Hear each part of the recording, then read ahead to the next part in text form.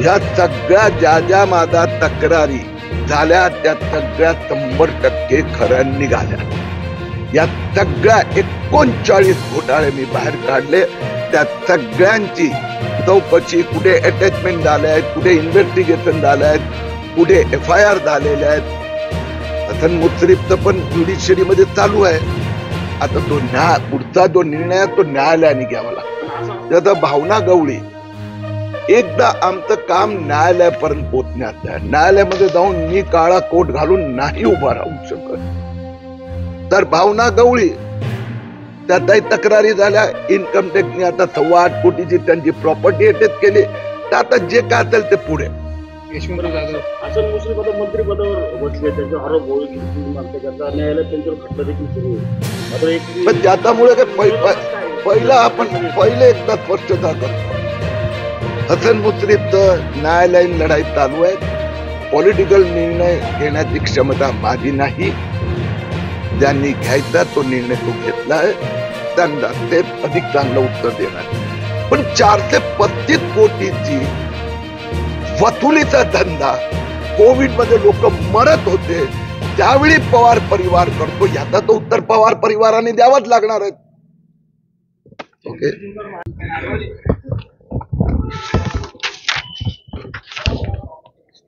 माहितीसाठी अर्ज केला होता, काय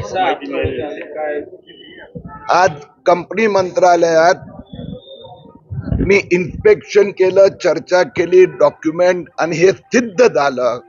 शरद पवार परिवार, प्रताप पवार त्यांचे बंधू यांनी एक फ्रंट कंपनी उभी केली आणि कोविशिल्ड हे वॅक्सिन हिंदुस्थानात, महाराष्ट्रात द्यावं. काय त्यांची कंडिशन होती माहित नाही. 435 कोटी रुपयेची वसुली, कोविड की कमाई, एक पैसेचं काम न करता प्रताप पवार यांच्या न्यू स्टार इन्फ्रा प्रोजेक्ट लिमिटेडला मिळाले आहेत. याचा पाठपुरावा करण्यासाठी मी उद्या दिल्लीत उच्च अधिकाऱ्यांची भेट घेणार आहे. सगळे त्यांचे 2022 पर्यंतचे बॅलन्स शीट पाहिले आहेत.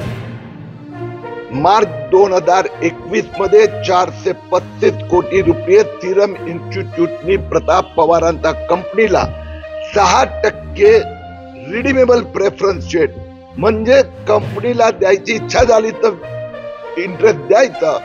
2021 आणि 22 मध्ये एक दमडीचं इंटरेस्ट की डिव्हिडंड देण्यात आलं नाही आहे. या 435 कोटी मध्ये 300 कोटी रुपये प्रताप पवार यांनी आपल्या दुसऱ्या कंपनीमध्ये वळवल्या आहे. याची पूर्ण चौकशी मुख्यमंत्री श्री एकनाथ शिंदे आणि भारत सरकारचा कंपनी मंत्रालय आणि ईडीने करावी अशी माझी मागणी आहे. मुख्यमंत्री शिंदे साहेबांनी यात लक्ष द्यायचं मान्य केलं आहे.